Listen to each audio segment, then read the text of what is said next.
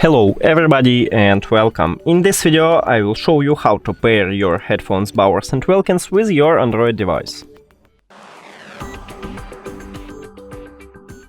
You have to start by open settings, then go to connected devices and now click pair new device. After that open the charging case and it should enter to prank mode automatically, so just click add your headphones.